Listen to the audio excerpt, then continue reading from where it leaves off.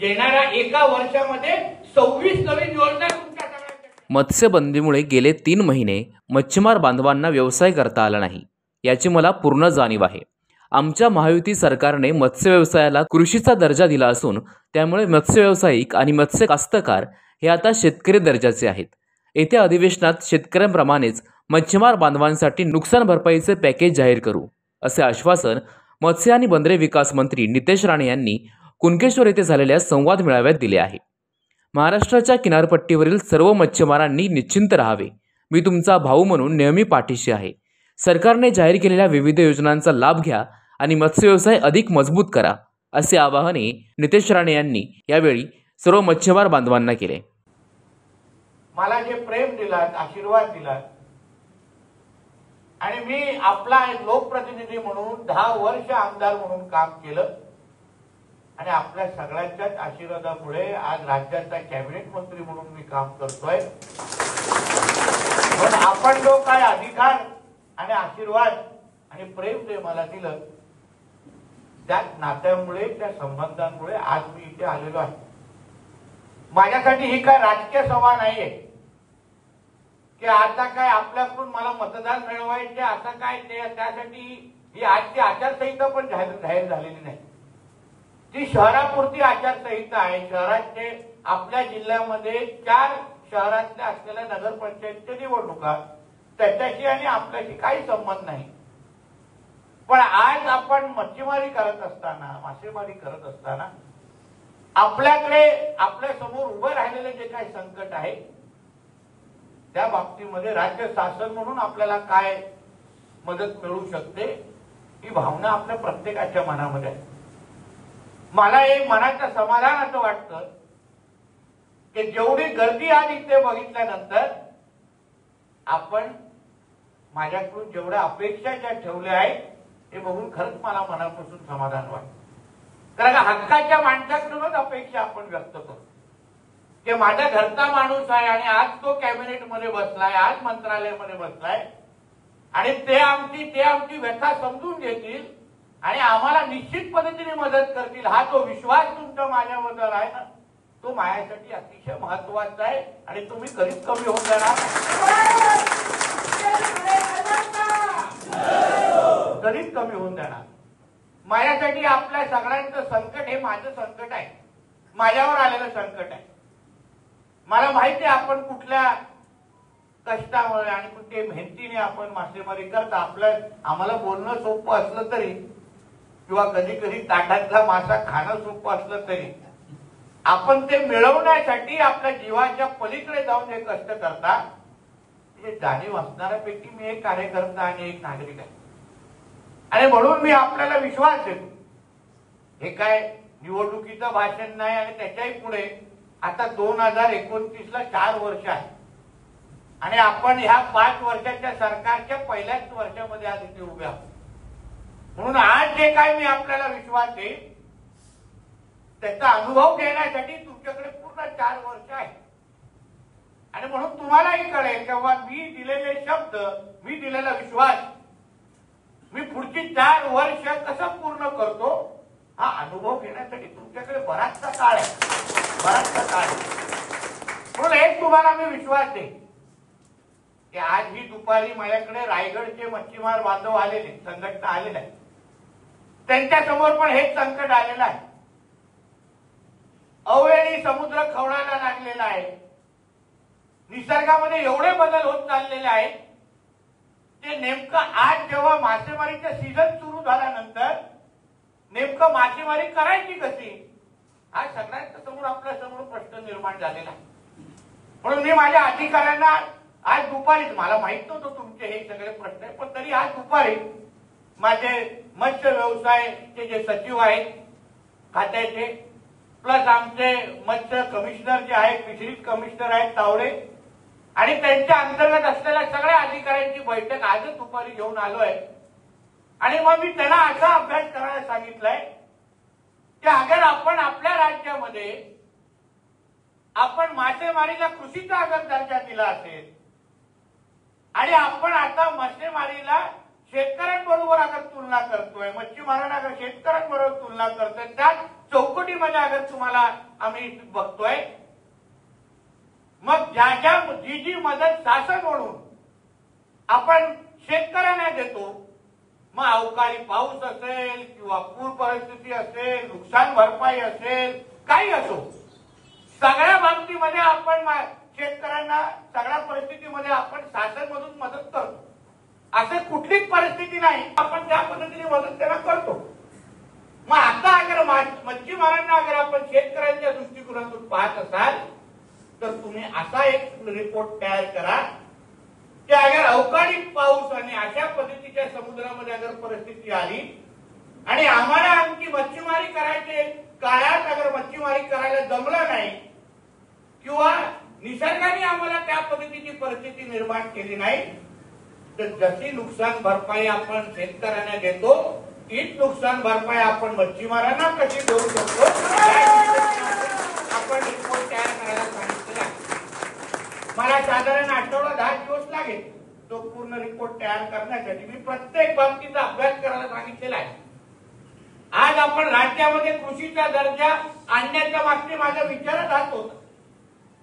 बारकाईने बघायचो विरोधी पक्षाचा आमदार, कधी कधी मला बरं वाटतं की 10 वर्ष विरोधी पक्षाचा आमदार होतो, कारण का तुमच्यासाठी लढत असताना, संघर्ष करत असताना, त्या विधिमंडळामध्ये आवाज तोडून बोंबलत असताना तुमच्या खऱ्या अर्थाने व्यथा समजण्याची संधी मला मिळाली. डायरेक्ट सत्तेतला आमदार झालो असतो तर कदाचित त्याची व्यथा पण जास्त, त्याची तीव्रता समजली नसते. आज विरोधी पक्षामध्ये असल्या 10 वर्ष काम करत असताना मला कळलं की मासेमारीची परिस्थिती नेमकी कशी असते. पारंपरिक मासेमारी करत असताना कुठल्या परिस्थितीत कुठल्या विविध पद्धतीने अन्याय होतो या सगळ्या बाबतीची व्यवस्थित पद्धतीची जाण आहे. माझ्या 10 वर्षाच्या कारकिर्दीमध्ये जेवढे मच्छीमार मंत्री माझ्या अगोदर झाले त्यांना जाऊन विचारा. असं एकही अधिवेशन नाही जेव्हा तेव्हाच्या मच्छीमार मंत्र्याला मी हैराण करून सोडलं नाही. लोक बोलायचे ह्याला गप्प बसवा, मला यायचंच नाही सभागृहात, हा राणे उठेल आणि मला हैराण कर. जेवढे मी तळो की पडो करायचो त्याला. मला आवडलं मासेमारी असो, तुमचे डिझेल परतावण्याचे विषय असतो, कुठलाही विषय सांगा, मला तोंडपाठ माहिती. आणि म्हणून बरोबर देवानी बघितलं की बाबा हा एवढा बोंबलतोय ना, याच खात्याचा मंत्री याला का,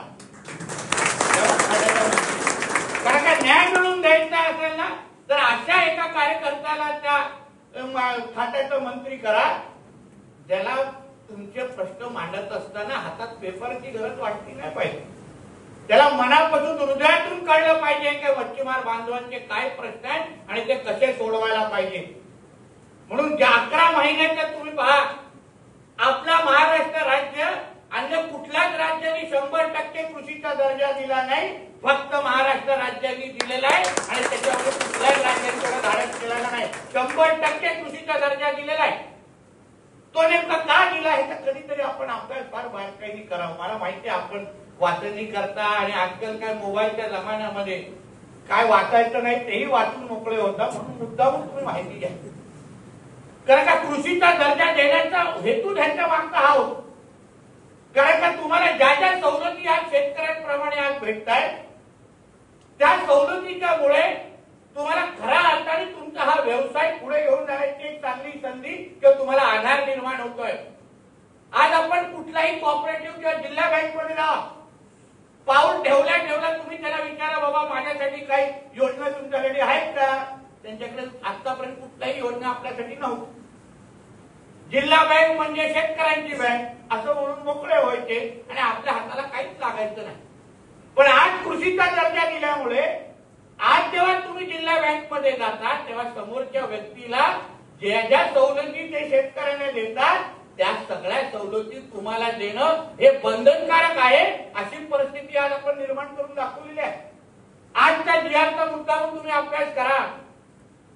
आज आपण किसान क्रेडिट कार्ड पासून, विमा कवच पासून, विजेची सवलत सगळ्याच्या सगळ्या तुम्हा लोकांना आज देऊन दाखवलेलं आहे. किसान क्रेडिट कार्डच्या अंतर्गत 2 लाखाचं कर्ज आज तुम्हाला 4% व्याजावर तुम्हाला उपलब्ध होणार आहे. जे शेतकऱ्यांना त्या निमित्ताने आधार, विजेची जे काय तुम्हाला सवलत तिथे भेटणार आहे ते आतापर्यंत शेतकऱ्यांना तुम्हाला ते काही सवलती भेटायची या सगळ्या गोष्टी मी का प्रयत्न करतोय कारण का मला माहिती आहे नुसतं भाषण देऊन नुसतं काय उगाच हवेत बोलून उपयोग नाही. खऱ्या अर्थाने शेतकऱ्यांच्या प्रमाणे तुम्हाला मोठं करायचं असेल तुम्हाला त्या पद्धतीच्या सवलती पण मला द्यायला लागतात. त्या पद्धतीचा आधार पण मला द्यायला लागेल आणि म्हणून त्या पद्धतीचे सगळे निर्णय मी घेत पुढे चाललेलो. म्हणून तुम्ही एक बाबतीमध्ये निश्चिंत राहा. आज जसा आपण कृषीचा दर्जा देऊन दाखवला मी सरकारच्या पहिल्या 100 दिवसामध्ये मी आदरणीय मुख्यमंत्री साहेबांकडे गेलो, त्यांच्या म्हणजे चीफ सेक्रेटरीकडे गेलो. मी वैयक्तिक कधी कॅबिनेट मंत्री चीफ सेक्रेटरीकडे जाऊन कुठलाही जास्त विषय समजवायला बघत नाही. पण मला माहिती होतं की मला हा विषय पास करून कॅबिनेट मध्ये घ्यायचा आहे. मी स्वतः माझ्या सगळ्या 8-9 अधिकाऱ्यांना त्यांच्याकडे घेऊन गेलो आणि त्यांना सांगितलं की साहेब ह्या गोष्टी झाल्या पाहिजे. मला कुठल्याही पद्धतीने हा निर्णय तुम्ही करा आणि त्या पद्धतीने मी तो निर्णय करून घेतलेला. हे तुम्हाला का सांगतोय जेणेकरून तुम्हाला कळलं पाहिजे की तुमच्या माणसाचं कॅबिनेटमध्ये वजन किती आहे हे सांगण्याचा मी प्रयत्न करतो. म्हणून आज त्या गोष्टी तुम्हाला मी सांगून जाईल की आपल्याला नुकसान भरपाई पाहिजे कारण तुमचा अधिकार आहे. हित वेळ आहे आमच्या खिशामध्ये घरामध्ये काहीतरी आम्ही घेऊन जाऊ शकतो. हित तो सीझनचा वेळ असतो. त्याच्यानंतर कधी व्हायचं सीझन आम्हाला दर आठवड्यामध्ये समुद्राची परिस्थिती बदलते, बाजारपेठाची परिस्थिती बदलते. आता अगर आम्हाला समुद्रामध्ये जायला मिळणार नाही तर आम्ही जायचं कधी आणि तेव्हा अगर निसर्गामुळे अगर आम्हाला संधी भेटत नसेल तर सरकार ही व्यवस्था ही तुमच्यासाठी निश्चित पद्धतीने उभी राहील हा विश्वास तुम्हाला मी आजच्या निमित्ताने देऊन टाकतो. व्यवस्थित पद्धतीने आपण अभ्यास करू बाबा कशा नुकसान भरपाई दिली पाहिजे, कोणाला कुठल्या निकषामध्ये बसवायचं, त्याला सरसकट द्यायची असेल ती कशी द्यायची हे सगळ्याचा अभ्यास करू. डिसेंबरचं अधिवेशन येत आहे बघा. 4 डिसेंबरला निवडणुका नगरपालिकेच्या संपतील. 8 डिसेंबरला आमचं नागपूरला अधिवेशन. तेव्हा मुख्यमंत्री साहेबांशी बोलून तेव्हा नुकसान भरपाईचा प्रस्ताव कसा आणता येईल यावर तुमचा माणूस काम करेल ह्याच्यामध्ये तुम्ही निश्चिंत राहा. याच्यावर आपण मार्ग काढायचा म्हणजे 100% काढायचा. त्याच्यामध्ये काही दोष परिणाम मी तुमच्या बाजूचा आहे आणि तुमची भावना ही माझी भावना करून मी सरकारकडून करून घेणार आहे. आज तुम्हाला या निमित्ताने मी तुम्हाला सांगतो हे तुम्हाला या निमित्ताने सांगतो. दुसऱ्या वेळेला अवैध मासेमारी हे जे बोलले मी त्याच्याशी काही सहमत नाही. काय कशाचा राग काढताय हे मला अगदी कळलेलं नाही. कारण का माझ्या अधिकाऱ्यांवर माझा फार बारकाई नाही. ठीक आहे 2-4 गोष्टी पहिल्यासारखी परिस्थिती आहे का ते एकदमच काय अवैध मासेमारी व्हायची आणि अधिकारी काम करायचे ना असं काय परिस्थिती आहे का? काय आहे का एकदम परिस्थिती तशी आहे. अधिकारी काम करतात एकदम काय सुतासारखे सरळ पहिल्या वर्षात होणार नाही. माझ्या चाबूकला अजून 4 वर्ष धार आणायला लागेल मला करणार मी त्या सगळ्यात. कारण मलाही माहिती आहे की 12 नॉटिकल माईलच्या आतमध्ये येऊन जो मासेमारी करतो तो अवैध पद्धतीनेच करतो. पारंपरिक मासेमारीच्या पोटावर लाच मारतो हे मला माहिती आहे. माझा अभ्यास आहे. 12 नॉटिकल माईलच्या बाहेर राष्ट्रामध्ये राष्ट्रीय हद्द असते आणि 200 नॉटिकल माईलच्या बाहेर आंतरराष्ट्रीय हद्द असते. याचा अभ्यास असणारा माणूस आहे मी. म्हणून मला चांगल्या पद्धतीने माहिती आहे. म्हणून एकदमच काय परिस्थिती बेकार आहे असं मानणार मी की माझ्याकडे आता मला कारवाईचे आकडे माझ्याकडे नाही आहेत. नाही तर मी तेही आकडे आणले असते. मला काय माहिती होतं की माझीच माणसं माझ्या चिरफाड करतील नाही तर तेही आकडे आणले ते आकडे आणले. कुठेतरी मला वाटतं निवडणुकीची उमेदवारी नाही बोललेलो म्हणून राग काढतो. मला आठवतं कुठली निवडणूक येणार लढवायला नाही दिली नगरपालिका त्याचा राग आहे. म्हणून माझ्या नादी लागू नका. मला माहिती आहे इतिहास कोण कोणाचा काय कधी कशाला बोलतो आणि केव्हा बोलतो आणि म्हणून तुम्हाला सांगतो त्याच्याबद्दल निश्चिंत राहा. आपण आता 10 अजून गस्ती नौका विकत घेतोय 10 ते पण स्टीलच्या आहेत जेणेकरून ड्रोनच्या बरोबर त्या गस्ती नौका पण आपल्या किनारपट्टीवर मिळतील. कारण आत्ताच्या ज्या काही लाकडी गस्ती नौका आहेत त्याला चालून पण कोणाला पकडणार नाही अशी अवस्था आहे. त्याला म्हणजे त्याला बघून तर लहान मुलं पण घाबरत नसतील. त्यांना वाटलं की कागद काय बोटी कोणतरी फिरवते अशी अवस्था आहे त्याची. मी माझ्या कमिशनरला सांगितलं या गस्ती नौका चालणार नाही. तुम्ही आपल्याला नवीन घ्यायचे प्रस्ताव आता फायनान्सकडे पडलेला आहे. 10 नवीन गस्ती नौका आपण पूर्ण किनारपट्टीवर आपण लावणार आहोत जेणेकरून कोणी आपल्या हातीमध्ये येणार नाही. किनारपट्टीला सुरक्षित कसं ठेवायचं हे आम्हाला लोकांना माहिती, आमची प्राथमिकता आहे. आम्ही काय सोडणार नाही तो विषय, बिलकुल सोडणार. म्हणून या सगळ्या गोष्टीवर आपलं फार बारकाईने काम सुरू आहे, एवढाच विश्वास तुम्हाला मी आजच्या निमित्ताने देतो. तुमच्या मनामध्ये जे चिंतू परंतु असेल की बाबा काय होणार, कसं होणार, काय निश्चित आपल्याला माहिती आहे का आजची परिस्थिती, आजची वेळ थोडी संकटाची आहे. पण शासन म्हणून तुमचा भाऊ आणि मित्र आणि मुलगा आज कॅबिनेट म्हणून मंत्रालयामध्ये बसलेला आहे. तो रोज आणि प्रत्येक क्षणात तुमच्याबद्दल विचार करतोय. हे विचार करून तुमचा आयुष्यभर अशी चिंता करू नका. एकही मिनिट मला माहिती आहे तुमच्यावर जे संकट येत आहे, घरी गेल्यावर मुलं आणि बायको अपेक्षेने पाहते का आज तरी काहीतरी आणलंय का, हा जे काय प्रश्न तुमच्याला विचारलं जात आहे त्याला निश्चित पद्धतीने उत्तर मी देणार. हा विश्वास तुम्हाला ह्या मेळाव्याच्या निमित्ताने मी आज देऊन जातो. आजचा जो निर्णय घेतला ना 15 लाख मच्छीमारांना थेट त्याचा फायदा आहे. तुम्ही व्यवस्थित अगर बेरीज लावली तर प्रत्येकाला त्या योजना माध्यमातून प्रत्येक मच्छीमाराला 8,000 रुपये हे प्रत्येक मच्छीमाराला या 15 लाख मच्छीमारांना मिळू शकतात. अशा पद्धतीची योजना आहे. थोडी फक्त विस्तृत जाऊन माहिती घ्यावी अशी मी तुम्हाला विनंती आहे. किंवा तेली साहेब तुम्ही जे काही जे थोडं तज्ञ आणि जरा अभ्यासू लोक आहेत ना त्यांनी थोडं मार्गदर्शन करावं. किसान क्रेडिट कार्ड कसं घ्यावं त्याच्याने यंत्रणा लावा ना. माझ्या अधिकारी तुम्हाला लोकांना देतो, तुम्ही बसवा त्या अधिकाऱ्यांना. सावळे साहेब तुम्ही लोक बसवा, लोकांना बसवा बरोबर. अभ्यास लोकांना माहिती लावून दे. कागदपत्र काय असतील, कागदपत्र कसे पाहिजे, कुठले पाहिजे ते गोळा करा लोकांचे. त्याच्यामध्ये काय 19-20 असेल तर मी बसतोय नाही ते, मी बसतोय. तुमचा माणूस बसलाय. सगळे 100% नसतील, 99% असतील ना. 1% नजरअंदाज करण्याची जबाबदारी माझी आहे ना. मी कुठे काय नाही बोलतो की 100%च पाहिजे असं नाही ना. मी बसतोय इथे. पण ह्या योजनांचा कसा 100% फायदा तुम्ही घेऊ शकता, ह्या ज्या काय तुम्ही कृषीच्या दर्जाच्या नंतर हे जे काय एक GR काढत चाललोय हे तुमच्या फायद्याचे आहे. फक्त तुम्ही थोडा याच्याबद्दल अभ्यास करा एवढी विनंती. पाहिजे मी अधिकारी पाठवतो, तुम्ही खोलात जाऊ सोशल मीडिया पाहिजे म्हणजे तुम्ही व्हॉट्सअपवर मेसेज केली साहेब तयार करा. तसे तुमचे लांब लचक मेसेज असतात थोडं ह्याच्यावर तयार करा आणि मला पाठवण्यापेक्षा ह्यांना पाठवा. आहे का ना केली साहेब, थोडा ज्ञानात भर पडेल. हा खावड्याच्या तुम्ही काही लोकांचे असा अभ्यास गट तयार करावं. शासन म्हणून जसं आपण आज निर्णय घेतोय ना ते तुमच्या हिताचे आहेत. आम्हाला काय पेपरामध्ये आमचं नाव आलं पाहिजे किंवा न्यूज मध्ये आमचं नाव चाललं पाहिजे त्यासाठी हे निर्णय नाही. मी GRची कॉपी तुम्हाला लोकांना देतो, वाचा. आणि प्रत्येक मच्छीमाराला ह्या माध्यमातून कसा फायदा होतो त्याच्या घराघरात जसं लाडली बहीण योजना अंतर्गत जसे 1500 रुपये आपण देतोय तसं ह्या GRच्या माध्यमातून प्रत्येकाला 8,000 रुपये मिळण्याची संधी ह्या आजच्या GRच्या माध्यमातून आहे. हे तुम्ही फक्त बारकाईने अभ्यास करा. मग तुम्ही बोला की नाही, तुम्ही बोलताय ते बरोबर बोलताय. मग तुम्हाला कळेल की ह्या प्रत्येक GR मध्ये का मी म्हणतो एक GR काढतोय जेणेकरून आजच्या ह्या आर्थिक परिस्थितीवर तुम्हाला लोकांना मात करता येईल. प्रत्येकाच्या हातामध्ये 15 लाख आमच्या राज्यामध्ये मच्छीमार नोंद आहे. प्रत्येकाला अगर 8,000 रुपये अगर मिळत असतील तुम्ही विचार करा तुम्हाला किती त्या निमित्ताने मदत होईल. आज शेतकरी सन्मान योजनेच्या अंतर्गत प्रत्येक शेतकऱ्याला 6,000 2,000 चे हप्ते भेटतात ना राज्य आणि केंद्राचे. त्याच पद्धतीची ही ह्या GR हे जे एक निघतायत ना त्यावर तुम्ही विचार करा.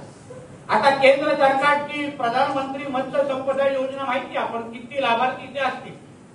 आम्ही लोकांनी अभ्यास केला की बाबा केंद्राची योजना आहे पण त्याच्या कदाचित 100% लाभ कधी कधी मच्छीमार बांधवांना भेटत नाही. मी आदरणीय मुख्यमंत्री साहेबांकडे गेलो, मी काही अधिकाऱ्यांबरोबर बसलो. मला एक कळलं की आमच्या ह्या मत्स्य खात्याला राज्याचं हे जे मत्स्य खातं आहे एक ही स्वतंत्र योजना आमची नाही राज्याची. बघा कुठली योजना आहे का राज्याची, एक ही तुम्हाला योजना मिळणार. मग मी त्याच्याबद्दल पण अभ्यास करायला सुरू केलाय आणि येणाऱ्या जानेवारी 26 तारखेपासून पंतप्रधान मत्स्य संपदा योजनेच्या धर्तीवर आपण मुख्यमंत्री मत्स्य संपदा योजना सुरू करतोय. म्हणजे केंद्राच्या आणि राज्याच्या तशीच योजना तुम्हाला राज्यामध्ये मिळते. म्हणजे अर्धे पैसे केंद्राचे तेवढेच पैसे राज्याचे. म्हणजे जसे 6,000 तुम्हाला शेतकरी सन्मानचे तुम्हाला जसं केंद्राचे भेटतात 6,000 तुम्हाला राज्य मिळतो तसंच मत्स्य संपदा योजनाचे पैसे तुम्हाला केंद्राचे भेटणार तेवढेच पैसे तुम्हाला राज्य आता देणार 26 जानेवारी 2026 पासून. ह्याचा तुम्ही बारकाईने फक्त तुम्ही विचार करा आणि ह्या दृष्टिकोनातून तुमचा अभ्यास करू.